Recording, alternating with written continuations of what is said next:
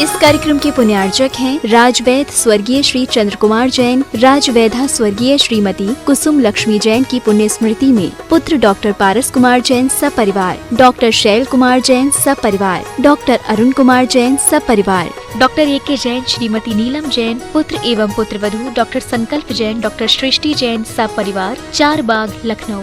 बहन एवं बहनोई श्री शाह कमल इंद्रेश जैन, समधी एवं बेटी दामाद श्री शाह सुमन प्रकाश श्रीमती मालती जैन गुना नोएडा, अभिषेक अंचल जैन, नातिन आयशी अमिष्का, समधी श्री शाह लाला वीरसेन जैन सुशीला देवी जैन भिंड ग्वालियर, पुत्र एवं पुत्रवधू विनय शशि सरा, बेटी एवं दामाद अभिषेक संश्रिता जैन, नातिन इरिया, समधी श्री शाह प्रदीप जैन पुष्पा जैन, नवीन आशा जैन लखनऊ बेंगलोर, बेटी एवं दामाद सृष्टि अनिवार्य जैन, समधी श्री शाह ज्ञानचंद श्रीमती कुसुम जैन, डॉक्टर संजय अर्चना सिंघई जैन सपरिवार होशंगाबाद। श्री दिनेश सर्वेश अखिलेश पाटनी कोलकाता, पूरे भारतवर्ष में नौकरी पाने के लिए aumcares@aumcap.com पर CV भेजें। श्रीमती शशि श्री संतोष जैन बेलई वाले कांशल परिवार, त्रिकाल 24 जिन मंदिर रोड, अशोकनगर मध्य प्रदेश, ज्येष्ठ भ्राता एवं भ्राता वधू श्री आनंद कुमार श्रीमती गुड़माला जी, ज्येष्ठ भ्राता श्री पवन कुमार जी, भतीजी सूबेदार मोनिका जैन श्रेष्ठी जैन, पुत्री एवं दामाद श्रीमती ऋचा श्री अभिषेक दोहित्र अरहम अग्रिम जैन उपभोक्ता गुना मध्य प्रदेश, पुत्री एवं दामाद श्रीमती दिव्या श्री सर्वज्ञ जैन दमोह मध्य प्रदेश।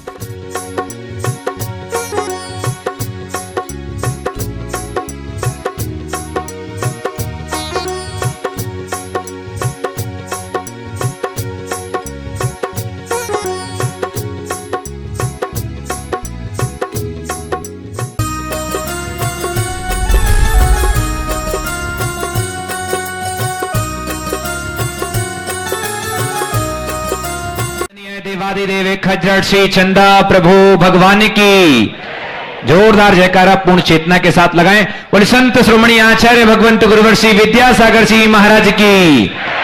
बोलिए परम पूज्य गुणायतन प्रणेता, शंका समाधान प्रवर्तक, भावना योग प्रवर्तक, प्रखर वक्ता मुनिवर श्री 108 प्रमाण सागर जी महाराज की। बोलिए परम पूज्य मुनिवर श्री 108 अरह सागर जी महाराज की। ऐसा गुणायतन जो गुणों के आयतन का केंद्र स्थान है, ऐसा गुणायतन जो अपने गुमे स्वरूप को तलाशने का एक अभिमंत्र है, ऐसा गुणायतन जो हमारे लिए एक सशक्त माध्यम है कंकर से शंकर तक बनने की यात्रा का। एक ऐसा गुणायतन मित्रों जिसमें आकर के आप सही जीवन जीने की कला सीख पाएंगे। जीवन तो हर व्यक्ति जीता है, लेकिन जीवन को जीना कैसे है यदि आप सीखना चाहते हैं तो बस कुछ ही इंतजार है और गुणायतन की वो परिकल्पना जो व्यक्ति को ढोंग का नहीं ढंग का जीवन जीना सिखा देगा, उस परिकल्पना से हम और आप सब जुड़ पाएंगे। मैं आपसे निवेदन कर रहा हूं, एक ऐसी आधारशिला जो गुणायतन में पूज्य मुनि श्री प्रमाण सागर जी के माध्यम से सम्मेद शिखर की इस मरुमाटी पर रखी जा रही है, आप उस आधारशिला से जुड़ने का कोशिश जरूर कीजिएगा, क्योंकि अनंत अनंत जन्मों की तपस्या का परिणाम हमारे लिए गुणायतन का एक स्थान बन रहा है और आप सब उसमें जुड़ने का प्रयास कीजिएगा, जुड़ने का भाव बनाइएगा। निश्चित आप ट्रस्टी के रूप में, सूत्रधार के रूप में, निर्माण सारथी के रूप में, निर्माण मित्र के रूप में, निर्माण निधि के रूप में और निर्माण संयोजक के रूप में आप उससे जुड़ सकते हैं। मैं आपसे निवेदन कर रहा हूं कि जरूर जरूर अपनी चंचला का उपयोग संसार में सब दूर करने के भाव के साथ एक बार अपनी चंचला का उपयोग गुणायतन की इस व्यासपीठ से करने की कोशिश कीजिएगा, क्योंकि निश्चित एक जन्म नहीं अनंत अनंत जन्मों के लिए आपकी चंचला भी सुरक्षित होगी और आपका मनोभाव भी परमात्मा के श्री चरणों में सुरक्षित हो जाएगा। और मैं उन श्रेष्ठियों को यहां से आवाज लगा रहा हूं और निवेदन कर रहा हूं कि वे सभी लोग अपने स्थान पर खड़े हों ताकि हम उनकी अभिवंदना ट्रस्ट कमेटी की तरफ से कर सके जो अपनी चंचला के माध्यम से गुणायतन से जुड़े हैं।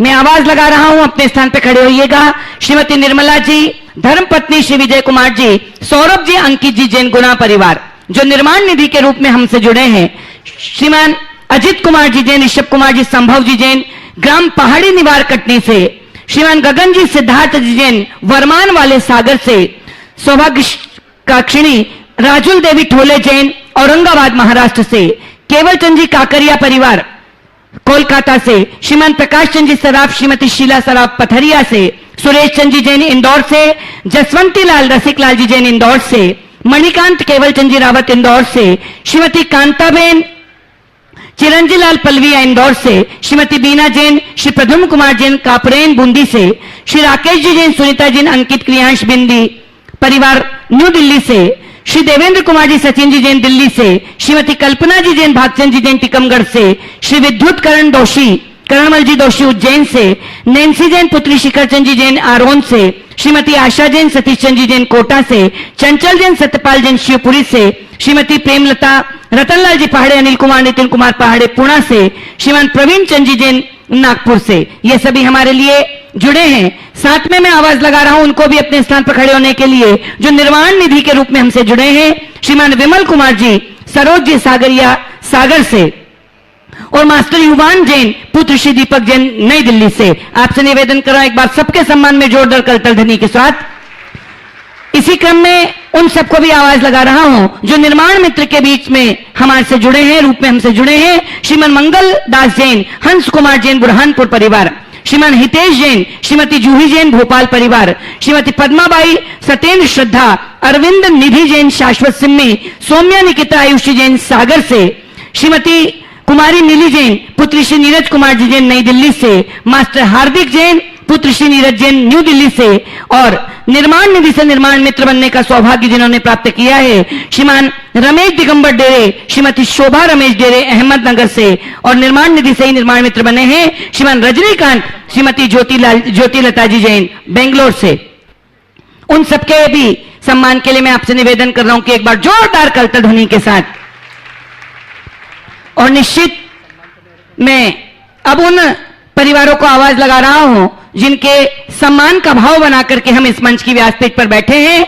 मैं आवाज लगा रहा हूं श्रीमान रमेश चंद जी सुनील कुमार जी पाटोदी परिवार, जिन्होंने निर्माण सारथी बनने का सौभाग्य प्राप्त किया है। मैं उनको बड़े मन के साथ आवाज लगा रहा हूं और उनके सम्मान करने के लिए आवाज लगा रहा हूं श्रीमान राजेंद्र जी जैन गरोट, जो हमारे गुणायतन के शिरोमणि संरक्षक है, और श्रीमान मुकेश कुमार जी पाटोदी जो हमारे ट्रस्टी हैं, उनको आवाज लगा रहा हूं सम्मानकर्ता के रूप में। और आवाज लगा रहा हूं श्रीमान रमेश चंद जी सुनील कुमार जी पाटोदी परिवार इंदौर। वे जब तक यहां पर पहुंचे मैं आवाज लगा रहा हूं निर्माण निधि से निर्माण सारथी बनने वाले इंजीनियर शिखर चंद जी जैन श्रीमती शीला जी जैन भोपाल से, उनको आवाज लगा रहा हूं कि वो आए और हमारा सत्कार स्वीकार करें। सत्कार करने के लिए श्रीमान राजेंद्र कुमार जी गरोठ और श्रीमान मुकेश कुमार जी पाटोदी साहब को आवाज लगा रहा हूं कि आकर हमारे पुण्यार्थियों का सत्कार करें। इसी क्रम में श्रीमान शांतिलाल जी गंगवाल शिरोमणि संरक्षक जो हमारे बीच में, उनको आवाज लगा रहा हूं कि वो आए और सत्कार की इस दिव्य यात्रा में हमारे साथ शामिल हो। जोरदार तालियों के साथ आवाज लगा रहा हूं सूत्रधार के रूप में जो हमसे जुड़े हैं श्रीमान राकेश कुमार जी मुकेश कुमार जी मनभरी बाई जैन नीमच से हमारे बीच में है। मैं उनको आवाज लगा रहा हूं कि वो आए और हमारा सत्कार स्वीकार करें। सत्कार करने के लिए आवाज लगा रहा हूं श्रीमान सुभाष जी जैन सीईओ और श्रीमान सुनील जी जैन सीएफओ परिवार को कि वे आए और सत्कार के इस दिव्य यात्रा को पूरा करें। आवाज लगा रहा हूं इनके बाद श्रीमान राकेश कुमार जी मुकेश कुमार जी मनभरी बाई देवी जैन नीमच परिवार को आवाज लगा रहा हूं कि वो मेरी बात सुन रहे हो तो वे यथाशीघ्र इस मंच पर आकर के सत्कार स्वीकार करें। आवाज लगा रहा हूं श्रीमान नील कमल जी अजमेरा परिवार जो उदयपुर से हमारे बीच में है। बड़े सत्कार के साथ आवाज लगा रहा हूं कि पूरा परिवार आए और हमारे सत्कार को स्वीकार करें। इसी क्रम में आवाज लगा रहा हूं श्रीमान नील कमल जी अजमेरा हमारे बीच में है। जोरदार तालियों के साथ हम उनका सत्कार करते हैं।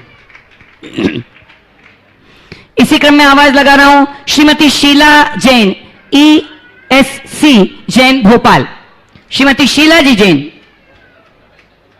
हमारे बीच में आ चुके हैं। श्रीमान रमेश चंद जी पाटोदी परिवार, उनको आवाज लगा रहा हूं कि वो आए। और अंकित जी जैन सतना जो हमारे ट्रस्टी हैं, उनको आवाज लगा रहा हूं। और पार्षद पवन जी जैन को आवाज लगा रहा हूं। और महिलाओं के सत्कार के लिए बहन श्री लता जी गंगवाल को, श्रीमती चंद्रकला जी पाटनी को आवाज लगा रहा हूं कि वो भी आए और बहनों के सत्कार में अपनी महती भूमिका को पूरा करें। श्रीमती लता जी गंगवाल, श्रीमती चंद्रकला जी पाटनी। जोरदार तालियों के साथ हम सत्कार कर रहे हैं।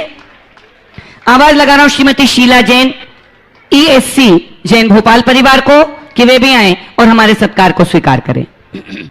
इसी क्रम में आवाज लगा रहा हूं जो हमारे श्रीमान संजीव कुमार जी, हितेश जी, ऋतिक जी, पिंकी जी, पूजा जी कासलीवाल जयपुर से हमारे बीच में हैं। बहुत सत्कार के साथ उनको भी आवाज लगाऊं कि सपरिवार हमारी मान वंदना को स्वीकार करें। और आवाज लगा रहा हूं श्रीमान मुकेश जी पाटोदी साहब जो हमारे ट्रस्टी हैं और श्रीमान अंकित जी जैन सतना परिवार को कि आकर के हमारे संजीव जी, हितेश जी, ऋतिक जी कासलीवाल परिवार का सत्कार कर मुकेश जी के समधि होने का भी गौरव इनको प्राप्त है। जोरदार तालियों के साथ कासलीवाल परिवार को, पूरे परिवार को बहुत बहुमान के साथ आवाज लगा रहा हूं कि संपूर्ण कासलीवाल परिवार आकर के हमारा सत्कार करें, स्वीकार करें। और आवाज लगा रहा हूं शकुन दीदी को और चंद्रकला जी पाटली, आवाज लगा रहा हूं इसी क्रम में एक और सौभाग्यशाली परिवार को आवाज लगा रहा हूं श्रीमान अनूप कुमार जी, श्रीमती हेमंत बेन जैन, श्री अभिषेक जी, श्रीमती शिवानी जैन, वानी जैन पालनपुर परिवार को कि वो आए और हमारा सत्कार स्वीकार करें। और आवाज लगा रहा हूं श्रीमान अनूप कुमार जी, श्रीमती हेमंत बेन जैन, श्री अभिषेक जी, श्रीमती शिवानी जैन, वानी जैन पालनपुर परिवार को आवाज लगा रहा हूं कि वो आए और हमारा सत्कार स्वीकार करें। सत्कार करने के लिए श्रीमान शांतिलाल जी गंगवाल साहब और पार्षद पंकज जी जैन को आवाज लगा रहा हूं कि वो आए और हमारे सत्कार की इस मान वंदना को शुरू करें। अंकित जी जैन सतना भी हमारे साथ इस मान वंदना के क्रम में शामिल होकर के हमारे परिवार का सत्कार करेंगे।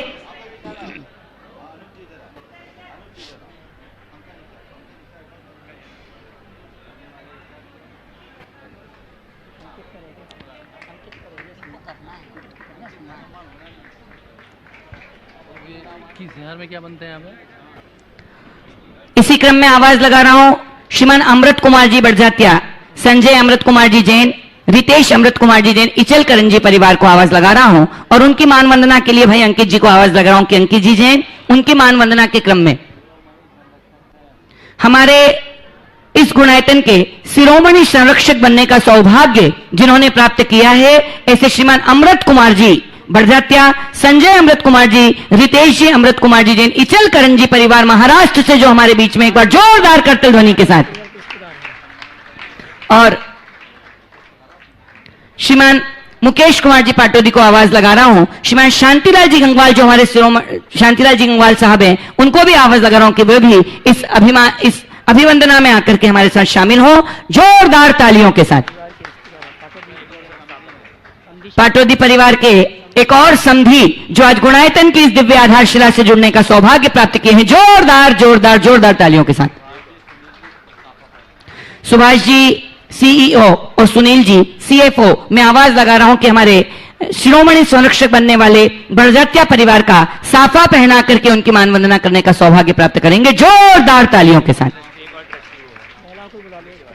महिलाओं का सम्मान करने के लिए महिलाओं को बुला लो। हाँ, मैं आवाज लगा रहा हूं महिलाओं के सत्कार के इस क्रम में श्रीमती चंद्रकला जी पाटनी और शकुन दीदी को आवाज लगा रहा हूं कि आए और इस सत्कार की यात्रा को पूरा करने में हमारा सहयोग करें।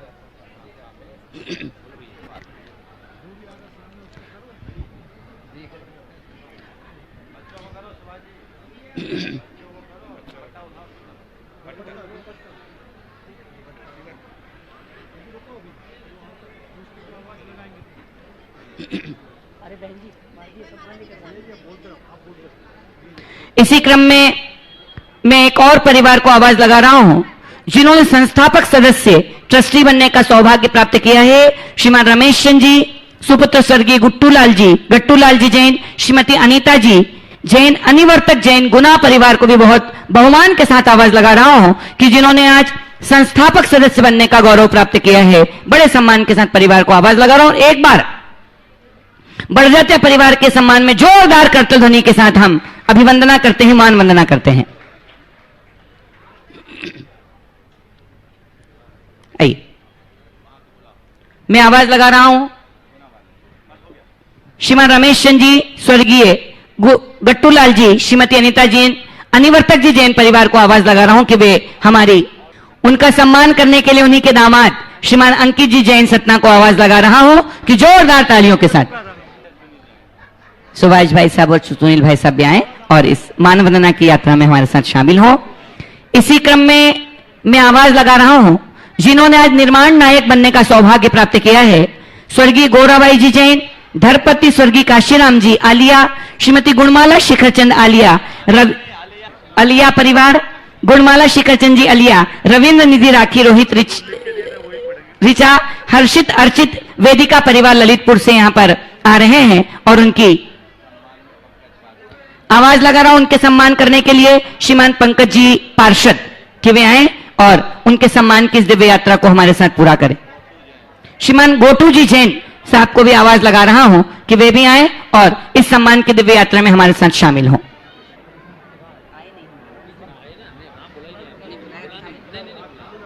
आवाज लगा रहा हूं इसी क्रम में बहुत सुंदर एक बार जोरदार तालियों के साथ रविंद्र जी अलिया परिवार निर्माण नायक की जगह ट्रस्टी बनने का गौरव प्राप्त कर रहे हैं, जोरदार तालियों के साथ। इसी क्रम में आवाज लगा रहा हूं दशम प्रतिमाधारी श्रीमान गुलाब चंद जी जैन की पुण्य स्मृति में श्रीमती पुष्पा देवी जैन, अजित कुमार जी, श्रीमती मीना जैन, श्री लक्ष्मीकांत जितेंद्र मुकेश नवीन, अंकुर सुयश बजाज परिवार गंज बासुदा से हमारे बीच में है जिन्होंने आज निर्माण नायक बनने का सौभाग्य प्राप्त किया है। मैं परिवार को आवाज लगा रहा हूं कि आए और हमारी मान वंदना स्वीकार कर हमारे सत्कार को स्वीकार करें।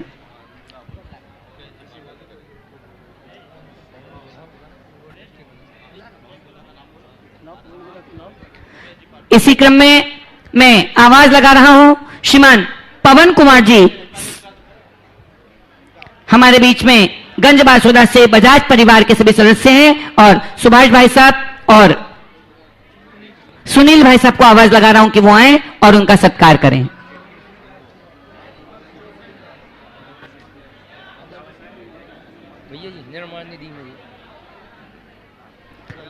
इसी क्रम में मैं आवाज लगा रहा हूं श्रीमान पवन कुमार जी सर्वज्ञ कुमार जी गोधा परिवार जो रतलाम से हमारे बीच में है और मुकेश जी के समधी होने का गौरव जिनको प्राप्त है, जो आज हमारे जिनमें 2 मां होती है ऐसे मुकेश जी के मामा जी जो हैं ऐसे उनको आवाज लगा रहा हूं कि वो आए और हमारा सत्कार स्वीकार करें। श्रीमान पवन कुमार जी सर्वज्ञ कुमार जी गोधा रतलाम से हमारे बीच में है और सत्कार करने के लिए मैं आवाज लगा रहा हूं श्रीमान मुकेश जी पाटोदी और सुभाष जी सीईओ, आवाज लगा रहा हूं कि आए और हमारे सत्कार को स्वीकार करने के लिए आ रहे हैं श्रीमान पवन कुमार जी सर्वज्ञ कुमार जी गोधा परिवार। इसी क्रम में एक निर्माण सारथी के रूप में आज हमसे जुड़े हैं श्रीमान बाबूलाल जी धर्मपत्नी पुष्पा देवी जैन नापतोल वाले इंदौर, जो गुणायतन के सारथी बनने का जिन्होंने सौभाग्य प्राप्त किया है। मैं उनको भी आवाज लगा रहा हूं कि वो भी आए और हमारे सत्कार को स्वीकार करें। काफ़ी समय हो गया है, बाकी सूचनाएं थोड़ी देर बाद करें। हाँ, थोड़ा सा संकट समाधान का कार्यक्रम करें और आज इस पूरे के पूरे कार्यक्रम की सबसे महत्वपूर्ण घोषणा जो किसी को पता नहीं है, मैं अपने मुख से कर देता हूँ। आज के इस कार्यक्रम में इंदौर से मुकेश पाटोदी अपने भाइयों के साथ अपने सारे रिश्ते नातेदारों को लेकर 110 लोगों के साथ यहाँ आए।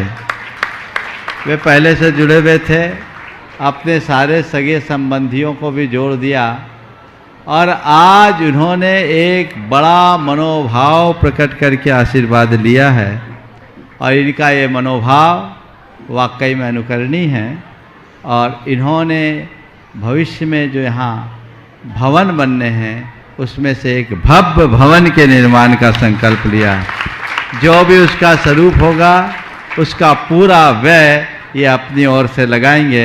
मैं चाहता हूँ ऐसे उदारमना व्यक्तित्व का करतल ध्वनि से स्वागत करना चाहिए इनके सत्कार के बाद। शंका से बहुत भावना हर कार्य में आगे। मैं तो पिछले 4 सालों से देख रहा हूँ, तन मन धन के साथ पूरा परिवार लगा है और आज पूरे परिवार को लेकर के आए हैं। इनके मन में बहुत दिन से भाव थे और आते ही इन्होंने कहा महाराज आज मुझे ये आशीर्वाद आप दे ही दीजिए। मैंने कहा अभी योजना बनी नहीं है। बोले महाराज योजना जब बननी होगी बन जाएगी, मैं मंगलाचरण करता हूँ और मेरी ओर से ये स्वीकार कीजिए। बहुत बहुत आशीर्वाद है, इनको बुलाइए। हाँ, और उसकी शुरुआत भी इन्होंने कर दी। अभी योजना नहीं आई लेकिन एक टोकन राशि भी यहाँ जमा कर दी ताकि काम शुरू हो तो एक पल का विलंब न हो। बहुत बहुत अच्छा अनुकरणीय उदाहरण उन्होंने प्रस्तुत किया। आज ऐसे भव्य परिवार को, भव्य भवन निर्माण के उस भव्य परिवार को यहाँ पूरे आवाज लगा रहा हूं। श्रीमान मुकेश कुमार जी, संपूर्ण परिवार को मैं करतल ध्वनि के साथ आपको निवेदन कर रहा हूं। संजय भैया, मुकेश भैया, प्रकाश भैया, आजा, विजय भाई साहब, माफ कीजिएगा, विजय भाई साहब एवं पूरा परिवार, मैं बहुत सम्मान के साथ आवाज लगा रहा हूं ऐसे परिवार को जिन्होंने अपने मनोभाव को समेत शिखर में पूरे परिवार को बहुत सम्मान के साथ आवाज लगा रहा हूं कि यहां पर आए और साथ में सुनील जी बिलाला और संजय जी बिलाला को भी आवाज लगाऊं कि वे भी हमारे साथ यहां पर आकर के मानवंदना के इस क्रम में खड़े हो। आवाज लगा रहा हूं सुनील जी बिलाला परिवार को भी, सुभाष जी, सुनील जी, अंकित जी, सभी आकर के और इस सत्कार की दिव्य यात्रा में हमारे साथ शामिल होंगे बड़े आनंद के साथ। मैं आपसे निवेदन कर रहा हूं जिसने इतना बड़ा मनोभाव हमारे लिए दिया है, आप जोरदार करते ध्वनि के साथ उनका सत्कार करेंगे। आदरणीय शकुन दीदी जी, चंद्रकला जी पाटनी को आवाज लगा रहा हूं और लता जी गंगवाल को आवाज लगा रहा हूं कि आकर के महिलाओं के सत्कार की इस दिव्य यात्रा में शामिल हो बहुत सम्मान के साथ। देखिए, इंदौर में एक संयुक्त परिवार के रूप में तीनों भाई और तीनों भाई के बच्चे सब एक साथ रहने के गौरव को प्राप्त करते हैं। एक ही चौके में पूरी यात्रा चलती है उनकी। आप सोचिए, बहुत बड़ी व्यवस्था है। और इंदौर में एक भव्य मंदिर निर्माण में भी आपने 11.25 फीट के शांतिनाथ भगवान को विराजमान करने का सौभाग्य प्राप्त किया है। नेमावर में भी एक पूरा मंदिर बनाने का सौभाग्य आपने प्राप्त किया है। अभी चौलेश्वर पार्श्वनाथ में एक मंदिर बनाने का और नारेली में भी एक मंदिर बनाने का सौभाग्य इन्होंने प्राप्त किया। ऐसे उदार मना परिवार के सत्कार के लिए एक बार जोरदार जोरदार जोरदार तालियों के साथ। निश्चित मित्रों, आने वाली अष्टानिका में एक ऐसा अभूतपूर्व आयोजन हो रहा है सम्मेत शिखर में, जिसमें मंडल सिद्ध चक्र महामंडल विधान होने वाला है। और आज हमारे पास पुनः नाम आए हैं उन मंडलों में कि एक मंडल हमारे परिवार की तरफ से हो। बड़े पुण्यशाली परिवारों को मैं यहां पर आवाज लगा रहा हूं, नाम ले रहा हूं। श्रीमान राजेंद्र कुमार जी, सौरभ कुमार जी, सर्वार्थ कुमार, श्रीमती सुमन, श्रीमती नैन्सी, सुश्री देवी जैन परिवार गुना से, जिन्होंने एक मंडल के लिए अपना नाम हमारे पास यहां पे दिया है। जोरदार तालियों के साथ हम उनका सत्कार करते हैं। ऐसे ही जो हमारे संस्थापक सदस्य हैं, श्रीमान जगदीश प्रसाद जी, शरद जी जैन परिवार दिल्ली, जिन्होंने एक मंडल के लिए हमारे पास स्वीकृति दी है, उनका भी हम सत्कार करते हैं। और श्री पीएल बेनाडा, श्रीमान महावीर प्रसाद जी पांड्या, आगरा और गुना परिवार, जिन्होंने एक मंडल जी के लिए अपनी स्वीकृति दी है, उनके लिए भी हम यहीं से सत्कार की मानवंदना को पूरा करते हैं। और बाबूलाल जी, जिन्होंने निर्माण सारथी के रूप में आज अपना नाम दिया है, हमारे सामने है, मैं उनको आवाज लगा रहा हूं कि हमारे सत्कार को स्वीकार करें। और 15 ग्राम सोना भी जिन्होंने देने का सौभाग्य प्राप्त किया है, जोरदार जोरदार जोरदार तालियों के साथ। इंदौर से कमल जी सेठी हमारे बीच में हैं, मैं उनको भी आवाज लगा रहा हूं कि वे भी हमारे सत्कार को स्वीकार करें। श्रीमान कमल जी सेठी परिवार इंदौर। और अब शंका समाधान कमल जी सेठी, उनके सम्मान के लिए आमंत्रित करूंगा। मैं हमारे सुभाष जी और सुनील जी को भी आए। कमल जी सेठी इंदौर, उनका सम्मान का कार्यक्रम संपन्न करें। और आइए बाबूलाल जी, कहां के? इंदौर वाले बाबूलाल जी धर्मपत्नी पुष्पा देवी जैन नापतोल वाले इंदौर, इन्होंने 17 ग्राम सोना जिनालय के वेदी आदि के लिए प्रदान किया। जोरदार ताली बजाकर इनका सम्मान करें। और आइए शंका समाधान के कार्यक्रम को गति प्रदान करते हैं। मैं आमंत्रित करूंगा दिल्ली से पधारे हुए अहिंसा बिल्डर्स के श्रीमान विपिन जैन, उसके बाद तैयार रहेंगे पवन अनीता गोदा, गुणायतन ट्रस्टी इंदौर। माइक पहुंचा ना भैया। विपिन जैन दिल्ली अहिंसा लीडर्स, और उसके बाद तैयार रहेंगे पवन अनीता गोदा, गुणायतन ट्रस्टी इंदौर। महाराज श्री के चरणों में नमोस्तु नमोस्तु नमोस्तु। बोलो। महाराज श्री दर्शन करने की इच्छा थी, आपके दर्शन करके सारे प्रश्न ही भूल गया। बहुत सुंदर। एक विडंबना है कि जब कहीं हम जाते हैं तो जैन से पूछता है तुम कौन से जैन हो। तो मैं महाराज इसको चाहूंगा, ये हम इतने सारे क्यों हुए, इतने भागों में क्यों बटे? क्योंकि एक जैन ही जैन से पूछता है कौन से जैन हो। महाराज थोड़ा मार्गदर्शन दीजिए। यह स्वाभाविक है। जैसे कहीं कोई एक पेड़ लगाया जाता है, पेड़ उगता है तो उसकी शाखा प्रशाखाएं भी फैलती है, और खासकर बड़ के पेड़ को आपने देखा होगा तो बड़ के पेड़ की स्थिति तो ऐसी होती है। थोड़ा सा आप लोग बैठ जाएं मुकेश, इसके बाद। हाँ, बैठ जाओ बैठ जाओ। बड़ के पेड़ के साथ तो ऐसा होता है कि बड़ का पेड़ बढ़ता है तो उसके साथ शाखाएं तो होती है, जटें भी बहुत निकल जाते हैं, और कई बार तो जटाएं इतनी हो जाती है कि मूल तना का भी पता नहीं लगता। कोलकाता के बॉटनिकल गार्डन में उसके मूल तना को तो अलग कर दिया गया, जटाओं को ही पेड़ खड़ा है ना। तो ये पेड़ के विस्तार का एक लक्षण है। तो पेड़ जितना बढ़ेगा उसकी शाखा प्रशाखाएं उतनी फैलेगी। समझ गए? उसे कोई रोक नहीं सकता। तो ये स्वाभाविक है। धर्म का बीज हुआ, पेड़ बना, बड़ का पेड़ बना, तो वैसे उसकी शाखा प्रशाखाएं फैल रही है, फैलने दीजिए। महाराज श्री मेरी बात सुनो, शाखाएं होगी, उससे कोई ऐतराज नहीं होना चाहिए। बस तना एक होना चाहिए, जड़ एक होना चाहिए, वो नहीं बदलना चाहिए। हम कौन से जैन हैं ये महत्वपूर्ण नहीं है, हम जैन हैं, हम में जैनत्व है, ये महत्वपूर्ण है। तो हम पहले जैन हैं, फिर बाद में कुछ और ये सोच विकसित करें। क्योंकि शाखाएं प्रशाखाएं हैं, और जैन समाज के इतिहास को हम पलट कर देखते हैं, विभिन्न जैन जातियां हैं, उनके साथ ये सब चीज़ें जुड़ी हुई है। तो ये सब बदलाव आता रहता है, बदलेगा, ये स्वाभाविक है, कोई बात नहीं। हम कौन से जैन हैं इतना कहने और जानने की उत्सुकता में कोई हानि नहीं, लेकिन हम सच्चे जैन हैं, तुम झूठे जैन हैं, इसमें तकलीफ है। हम अच्छे हैं, तुम खराब हो, ये गलत है। समझ गए? तो पंथ होने में कोई बुराई नहीं, पंथवाद नहीं होना चाहिए। जातियों में कोई संकट नहीं, जातीयता नहीं आनी चाहिए। संप्रदाय से कोई फर्क नहीं, सांप्रदायिकता नहीं होनी चाहिए। यदि ये हमारे जीवन में जुड़ गई, सब चीजें जुड़ गई। नमोस्तु गुरुवर, नमोस्तु। पवन अनीता जैन, पवन अनीता गोदा, गुणायतन ट्रस्टी इंदौर, उसके बाद तैयार रहेंगी रोशनी जैन इंदौर, प्रकाश संजय जैन इंदौर, पुष्पा कटारिया, ये तीनों एक साथ। गुरुदेव के चरणों में मेरा और मेरे परिवार की ओर से सत सत नमन। महाराज श्री जिनवाड़े में 4 प्रकार के दान बताए गए हैं: आहार दान, औषधि दान, ज्ञान दान और अभय दान। मेरी जिज्ञासा यह है महाराज श्री कि इनमें से यदि कोई संपत्ति या रुपए पैसे आदि का कोई दान करता है तो वह दान की किस श्रेणी में गिना जाएगा? बिल्कुल ठीक, बहुत अच्छा सवाल किया। 4 प्रकार के दानों में धन का दान किस श्रेणी में जाता है? आपने किस श्रेणी के लिए धन को दान दिया? आहार के लिए, औषधि के लिए, उपकरण के लिए, आवास के लिए, पात्र दान में, धर्म की प्रभावना के लिए, चतुर्विध संघ की वृद्धि के लिए अगर आपने दिया है तो वो सब पात्र दान के अंतर्गत आता है।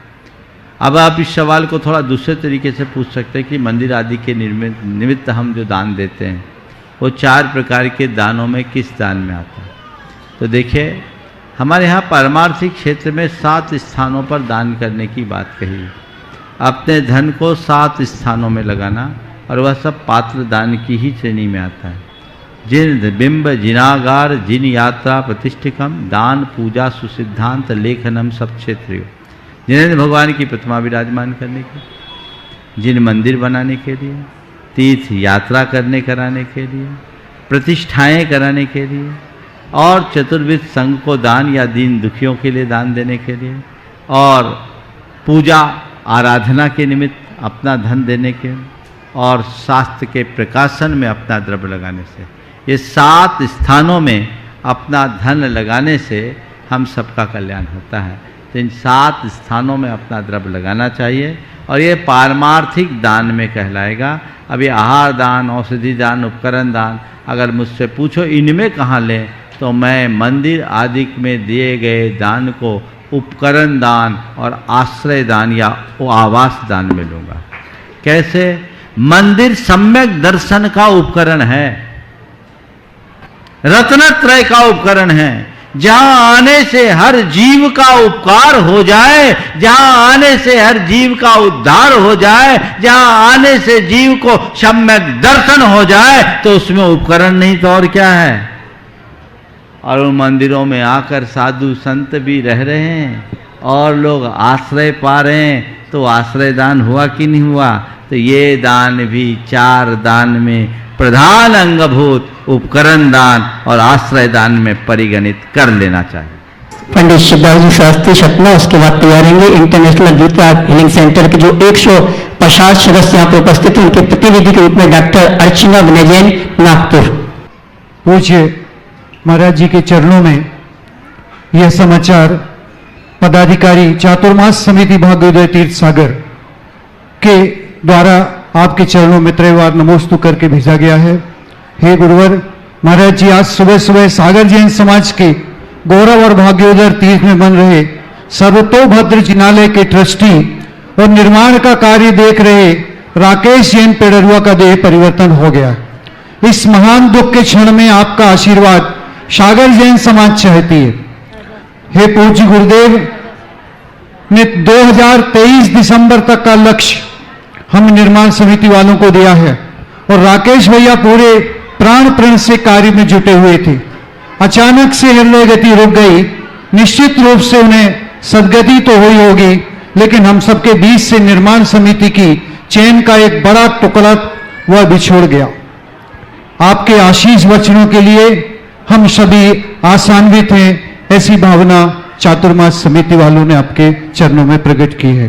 देखिए, राकेश भाई के इस आकस्मिक निधन का समाचार आज मुझे प्रातः मिला।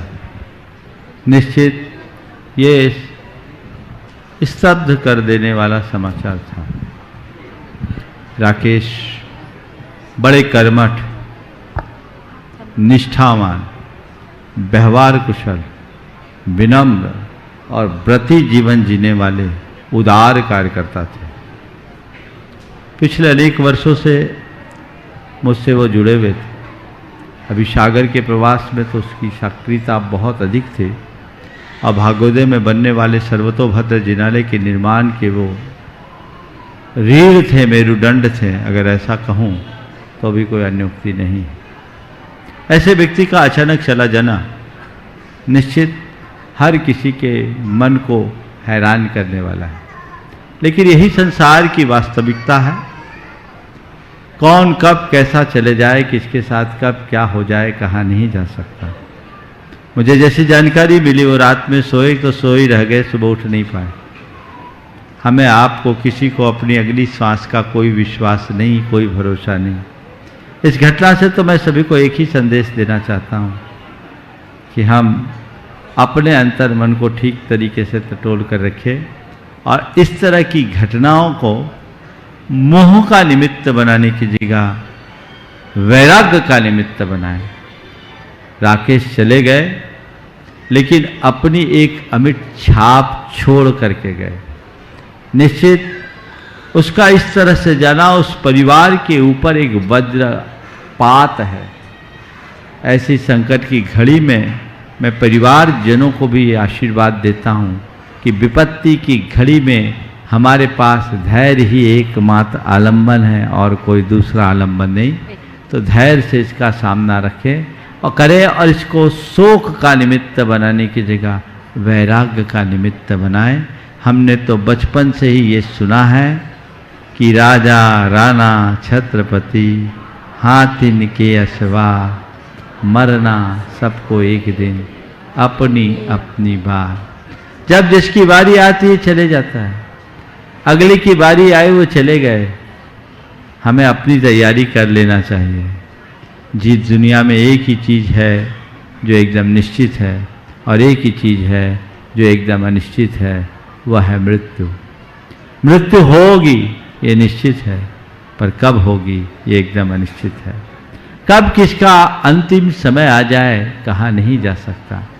इसलिए हमें सतत जागरूक होकर के जीना चाहिए और जितना जिएं इस तरीके से जिएं कि वो हमारे जीवन को सार्थकता प्रदान करे।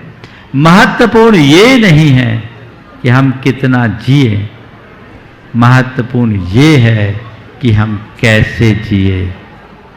यह मैं मानता हूँ कि राकेश की पारी छोटी थी, लेकिन छोटी पारी में भी उसने बड़ा स्कोर खड़ा किया, ये बड़ी बात है।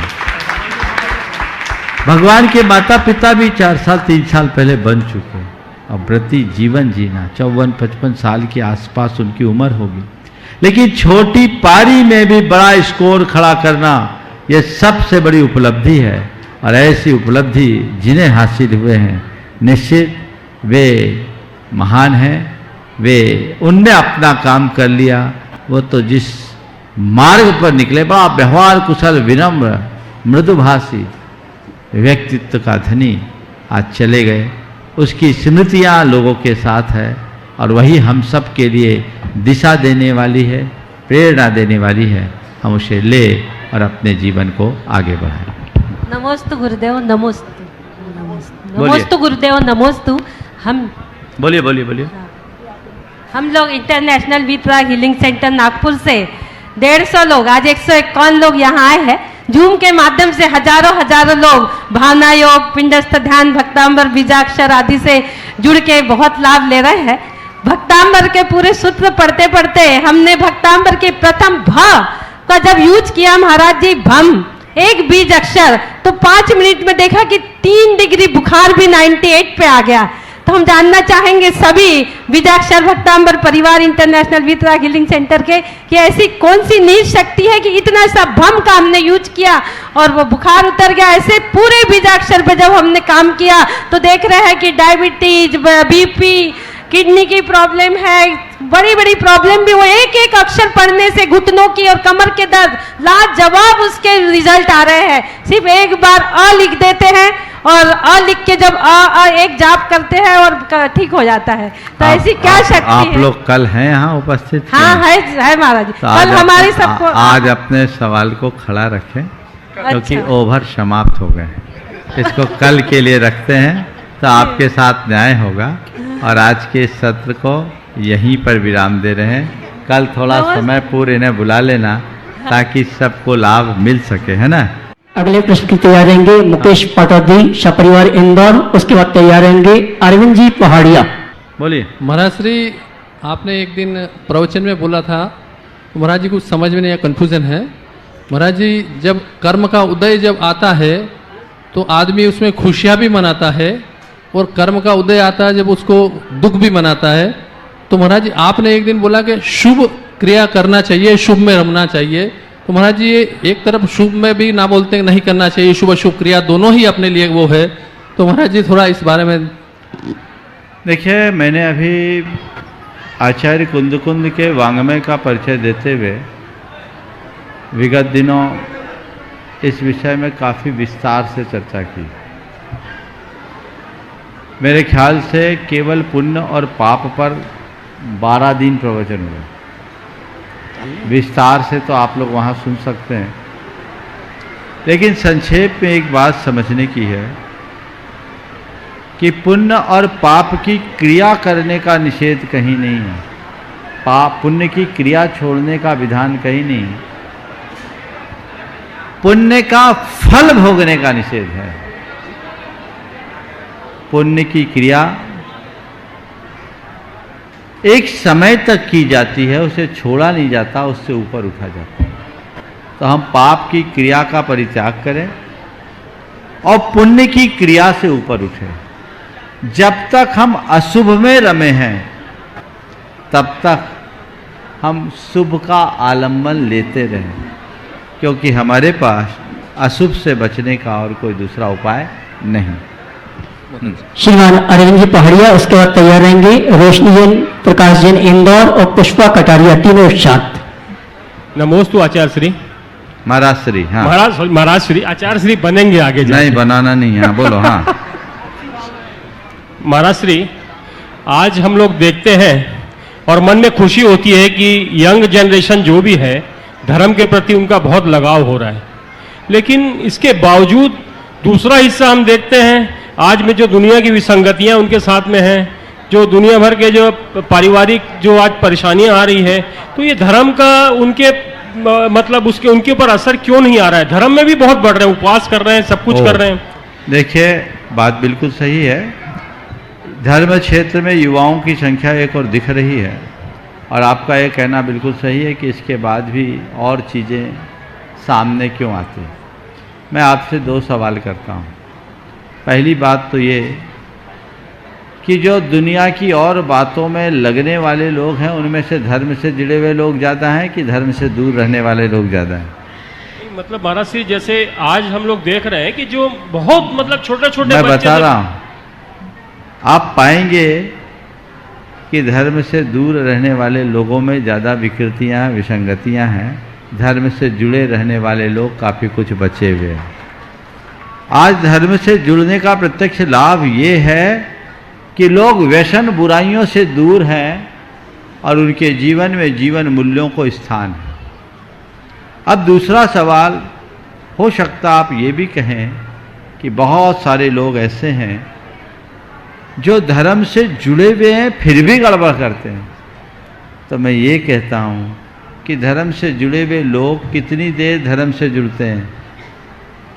गुरुओं को एक बार मुझसे एक पत्रकार ने कहा कि इतने सारे प्रवचन हो रहे हैं, उसके बाद भी पाप क्यों बढ़ रहा है, अपराध क्यों बढ़ रहा है? तो हमने उनसे कहा, ये बताओ पूरी दुनिया में कितने प्रतिशत लोग हैं जो विभिन्न समुदायों में नित्य प्रवचन सुनते होंगे? 135 करोड़ में अगर देखा जाए तो 1-1.25 करोड़ लोग ही रोज़ 1 या 2% लोग हैं जो सीधे रोज़ साधु संतों से जुड़े होंगे। ऑकेजनली और मिला ले तो सब मिला के 10 से 15%, इससे ज़्यादा नहीं। और जो 1%, 2% लोग नित्य संतों के सानिध्य में रहते हैं, वो 1 घंटा संतों के सानिध्य में रहते हैं और 23 घंटे कौन से वातावरण में रहते हैं? अब आप बताओ प्रभावी कौन होगा, 1 घंटे का सत्संग या 23 घंटे का खटपट? तो ये जो 23 घंटे का असर है ना, वो हमें बहुत डिस्टर्ब करता है, हमें उसे सुधारना है। लेकिन हाँ, जो अंतरंग से जुड़ जाता है उसका 1 घंटा से 23 घंटे पे हावी हो जाता है और उसका जीवन बदल जाता है। तो हमें उधर बदलाव घटित करने का पुरुषार्थ करना चाहिए। रोशनी जैन इंदौर, प्रकाश सिंह जी ने इंदौर और पुष्पा कटारिया, उसके बाद तैयार रहेंगे संजय अमृतलाल जी, श्रीमन संरक्षक गुणैतन एचल करम जी। उनको दे रहे संजय जी, बोलो। हाँ संजय जी, संजय जी काशीवाल जयपुर। नमोस्तु महाराज जी, नमोस्तु नमोस्तु। महाराज जी, इस भरत क्षेत्र में 63 सलाका पुरुष हुए हैं, 64 में सलाका पुरुष तो आप ही हैं। प्रश्न ये है मेरा प्रश्न ये है महाराज जी कि साउथ में जो अपने ये स्कॉलर हुए हैं थिरुवल्लूर, वही तो अपने कुंदकुंद आचार्य हैं, तो उनको वैदिक स्कॉलर क्यों बता दिया जाता है हमेशा? देखिए, सबसे पहली बात तो आपने मुझे 64वां सलाका पुरुष कहा ना, वो सलाका की तरह मुझे चुभने लगा। महाराज जी धर्म में मेरी बात तो सुनो। सलाका पुरुष तो 63 होते हैं और 63 ही हैं। हमें सलाका पुरुष बनने की भावना न रख करके सत्पुरुष बनने के ही भाव रखना चाहिए। इसी में हमारा उद्धार। भक्ति के अतिरेक में आपने कह जरूर दिया, लेकिन भगवान की ये वाणी है कि सलाका पुरुष कुल 63 होते हैं तो 63 ही होंगे, जो 64वां होगा वो फर्जी होगा। मैं फर्जियों में शामिल नहीं होना चाहता, समझ गए। अब रहा सवाल संत तिरुवल्लुवर की बात का। तिरुवल्लुवर तमिल के एक बड़े प्रसिद्ध संत के रूप में प्रतिष्ठापित हुए हैं और उन्होंने एक तिरुक्कुरल नाम का ग्रंथ रचा। तिरुक्कुरल ग्रंथ को तमिल का वेद माना जाता है। मूलतः तमिल भाषा में वो ग्रंथ लिखा गया और इस ग्रंथ का विश्व की सभी भाषाओं में अनुवाद हुआ। अपने आप में बड़ा महनीय ग्रंथ है और ये संप्रदायातीत ग्रंथ है।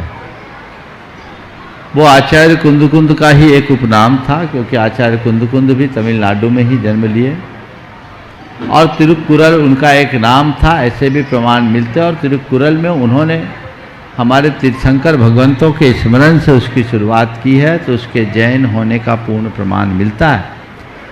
लेकिन लोगों ने उसे अपने तरीके से प्रचारित किया है, वो अपने तरह से उसे व्याख्यायित करते हैं, ये उनकी अपनी बात है।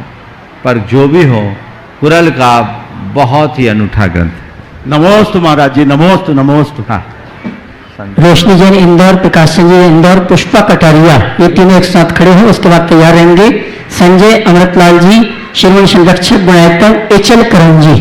नमोस्तु गुरुदेव। ओ नमोस्तु गुरुदेव, नमोस्तु गुरुदेव। महाराज जी, मैं पिछले काफ़ी समय से समता सागर जी से वो शांति धारा हर रविवार को करने का मैंने एक नियम लिया था और वो नियम रेगुलर मैं कर रहा था। और उसी पीरियड में और उसी 8-9 साल में मंदिर में कोई विपदा थी, इसलिए मम्मी ने करोड़ों जाप किए थे, सभी तरह के जो जो समझ में आए थे। काफ़ी त्याग मम्मी ने किया था। और उसी पीरियड में 21 नवंबर 2019 को मम्मी ने मेरे को बोला कि बेटा शांति धारा करके आ, मैं पैदल आती हूँ। तो मैं शांति धारा करके घर पे लौट रहा था और उसी पीरियड में मम्मी का एक्सीडेंट हो गया और किसी ने गाड़ी चढ़ाई और मम्मी उसी समय कोमा में चली गई। उसके बाद मेरा मंदिर जाने का मन कम होने लगा और मैं शांति धारा नहीं कर पाता हूँ, न मेरी इच्छा होती है न मेरी मानसिक तैयारी है। पर पापा की तरफ से या घर वालों की तरफ से थोड़ा प्रेशर रहता है, तो मेरे को मैं चले जाता हूँ, लेकिन मन नहीं हो पाता कि मैं शांति धारा के लिए जाऊँ मंदिर में। देखिए, आपके साथ आपकी माँ के साथ जो घटना हुई स्वाभाविक है, वो बड़ी दुखद घटना है और इस तरह की घटनाओं के घटने से मन का विचलित होना भी स्वाभाविक है। लेकिन मैं आपसे इस संदर्भ में इतना कहूँगा, इसका संबंध शांति धारा से नहीं है, इसे आप संयोग मानिए। संजय, मेरी बात को ध्यान से सुनो, इसे संयोग माने। ये सोचने की जगह कि शांति धारा करने के बाद भी मेरी माँ चले गई, उसकी जगह ये क्यों नहीं सोचते कि मेरी माँ शांति धारा करा करके गई। आपकी माँ ने आपको भेजा, वो पुण्य किसके साथ गया? अब आप सवाल करेंगे, आप और आप जैसे युवा, फिर शांति धारा करने का मतलब क्या हुआ? हम तो शांति धारा इसीलिए करते कि हमारे घर में कोई दुसंयोग न हो। हमने शांति धारा भी कराया और दुसंयोग भी हुआ। ध्यान रखना, शांति धारा कराने का पहला उद्देश्य अपनी मन की शांति है और वही होना चाहिए। बाकी चीजें साथ में जुड़ी है। दुनिया का कोई मंत्र, कोई तंत्र और कोई यंत्र मनुष्य को अजर अमर नहीं बना सकता। आयु पर भगवान का भी जोर नहीं है। इस बात को गांठ में बांध लेना चाहिए। तो ये सब करते क्यों हैं? एक सकारात्मक वातावरण बनाने के लिए। उसका कुछ अंशों में प्रभाव भी पड़ता है, नैमित्तिक संबंध होते हैं, बहुतों के रोग शोक संताप आदि नष्ट होते हैं। लेकिन जिनके कर्म का तीव्रोदय होता है, उनके लिए कोई निमित्त कभी काम नहीं करता। ये उनके कर्म का तीव्रोदय था या ये समझे कि उनकी ऐसी ही होनहार थी। कई लोग, खासकर युवा लोग, धार्मिक लोगों की आकस्मिक मृत्यु या दुर्घटना से मृत्यु होने के बाद धर्म से उनके मन में उचाट हो जाता है कि इतना धर्म करने के बाद उनके साथ ऐसा क्यों हुआ। अरे भाई, ये तो किसी के साथ भी हो सकता है। आपकी मां धर्मात्मा थी, ये बहुत अच्छी बात, और जितना धर्म उनने किया, जीते जी उस धर्म का सुख उन्होंने भोगा। भोगा कि नहीं भोगा? वो आनंदित रही, प्रसन्न रही, ये धर्म का प्रत्यक्ष लाभ रहा। और जो उससे पुण्य अर्जित किया वो अपने साथ लेकर के गई, वो खोकर नहीं गई। हाँ, उनका बीच में ही अवसान हो गया। ये एक बात हजम नहीं होती कि अचानक ऐसे कैसे हो गया, लेकिन ये किसी को भी हो सकता है। मुनियों के साथ भी ऐसा हो जाता है, साधुओं के साथ भी ऐसा हो जाता है। आप आए दिन सुनते रहते हैं, अमुक मुनि का, अमुक साधु का, अमुक साध्वी का दुर्घटना में अंत हो गया। सुनते कि नहीं सुनते? वो मुनि जो 24 घंटे धर्म करता है, वो साधु जो हर पल धर्म में लगा रहता है, उसके साथ भी ऐसी दुर्घटना हो सकती है। तो हम साधारण व्यक्ति किस खेत की मूली हैं?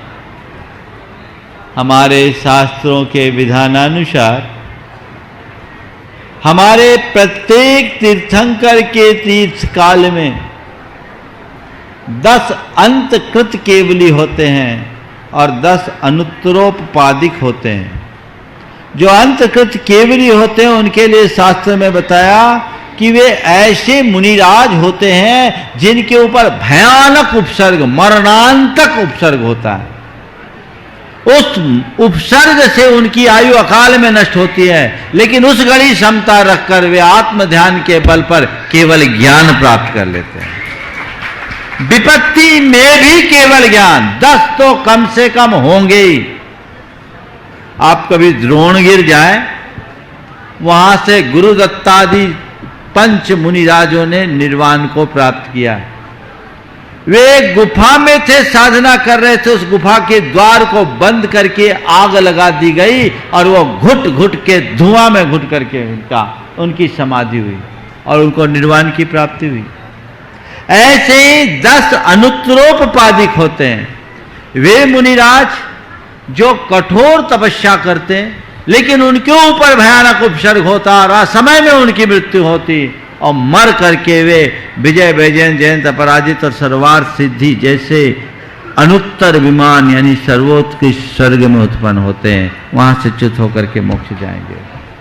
तो ऐसे महामुनियों के जीवन में भी जब इस तरह के 2 प्रसंग आ सकते हैं तो हम तुम कहां। इसलिए संजय भाई, मैं तुमसे ये कहूंगा, मां का वियोग बहुत बुरा होता है और इसे वही जानता है जिसने मां को खोया। लेकिन इन सब बातों से अपनी श्रद्धा को कम मत करना। ये मत सोचना कि शांति धारा के कारण ऐसा हुआ। जितनी दुर्घटनाएं होती क्या शांति धारा करने वालों की होती है? दुनिया में शांति धारा करने कराने वाले लोग कितने हैं? इक्के दुक्के ही ना। शांति धारा करने कराने वाले लोग इक्के दुक्के हैं, पर दुर्घटना तो रोज हजारों की होती है। इसलिए इस बात को लेकर चूंकि 2 वर्ष हो गए, अब विचलित ना हो। इस घटना को स्वीकार करो और इसे होनी का एक हिस्सा मान लो कि ये होनी थी, हो गई, बात व्यतीत हो गई। ऐसी होनहार थी, मां चले गई। मां के संस्कार की छाप मेरे हृदय में है जो अंतिम समय तक बनी रहनी चाहिए। इस घटना से विचलित होकर अगर तुम धर्म से विमुख होगे तो तुम्हारी मां को भी अगर थोड़ा भी समझ में आएगा तो निश्चित तकलीफ होगी, होगी कि नहीं होगी? तो तुम अपनी माँ के प्रति लगाव रखते हो तो उनके आदर्शों के अनुरूप चलने का भाव रखो और अधिक उद्योग करो और अधिक उत्साह के साथ उसमें लगो, उसमें कमी मत होने दो। संसार की सारी परिणतियां ऐसी ही होती है, वो इसी रूप में चलती रहेगी, लेकिन मेरे हाथ में जितना है वो मैं करूं। ये बातें कभी मैं प्रचारित नहीं करता, ना पसंद करता कि लोग कहे कि शांति धारा करा लो तुम अजर अमर हो जाओगे, शांति धारा कराओ तुम रोग शोक संताप से मुक्त हो जाओगे। शांति धारा करने वालों के साथ इसमें कुछ अंशों में लाभ हो सकता है, पर शांति धारा या अभिषेक का उद्देश्य रोग शोक संताप दूर करने मात्र का ना होकर अपने मन को शांत, सहज और प्रसन्न बनाने का होना चाहिए। अपने अंदर की सकारात्मकता को विकसित करने का होना चाहिए। उससे पुण्य का बंध होगा और बंधा हुआ पुण्य हमारे जीवन को आगे गति देने में निमित्त बनेगा, हमें अनुकूल संयोग प्रदान करेगा और संयोगों की उस अनुकूलता से हम अपने जीवन को बेहतर बनाने में समर्थ हो सकेंगे। इसलिए इस शोक को त्यागो, इस उचाट को खत्म करो और अपने हृदय में फिर से वही उत्साह विंगत करो, ये सोचकर कि मुझे देखकर आज मेरी मां की आत्मा जहां भी हो वो हर्ष से नाच उठे, उसे खेद ना हो। थोड़ी देर के लिए कल्पना करो, कोई धार्मिक मां का बेटा जो उसके जीते जी उसकी किसी धार्मिक बात को काटता नहीं था और उसके चले जाने के बाद वो धार्मिक क्रिया से विमुख होता दिखे तो उस आत्मा के मन में क्या होगा? कल्पना कर सकते हो? समझ गए? इसलिए निष्ठावान बनो और धर्म के सुपथ पर चलते हुए अपने जीवन का पथ प्रशस्त करें। इस प्रकार आज के इस पहले सत्र को मैं परम पूज्य गुरुदेव के चरणों में नमन अर्पित करते हुए यहीं पर विराम देता हूं और संजय भाई तुमसे मैं कहूंगा कि अपना साहस संबल बनाए रखो, जिससे तुम्हारी श्रद्धा पुनः फिर से फलीभूत हो। शिखर जी आए हो, बैटरी को रिचार्ज करके जाओ। इस प्रकार आज के सत्र को परम पूज्य गुरुदेव के चरणों में नमन अर्पित करते हुए मैं यहीं पर विराम ले रहा हूं। बोलिए परम पूज्य आचार्य गुरुवर श्री विद्यासागर जी महाराज की ओर।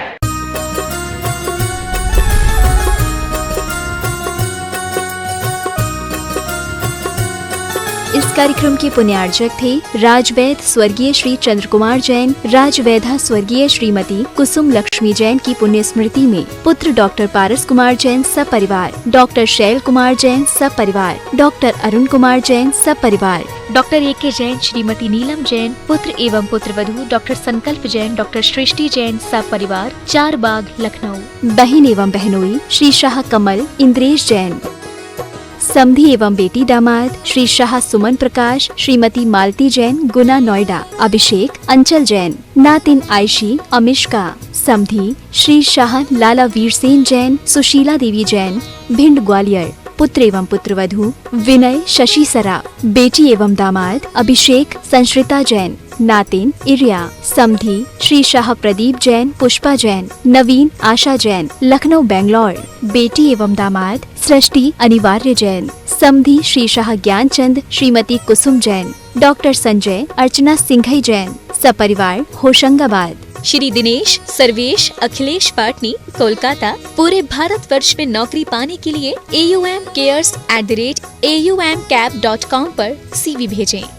श्रीमती शशि श्री संतोष जैन बेलई वाले कांशल परिवार, त्रिकाल 24 जिन मंदिर रोड, अशोकनगर मध्य प्रदेश, ज्येष्ठ भ्राता एवं भ्राता बधू श्री आनंद कुमार श्रीमती गुड़माला जी, ज्येष्ठ भ्राता श्री पवन कुमार जी, भतीजी सूबेदार मोनिका जैन श्रेष्ठी जैन, पुत्री एवं दामाद श्रीमती ऋचा श्री अभिषेक दोहित्र अरहम अग्रिम जैन उपभोक्ता गुना मध्य प्रदेश, पुत्री एवं दामाद श्रीमती दिव्या श्री सर्वज्ञ जैन दमोह मध्य प्रदेश।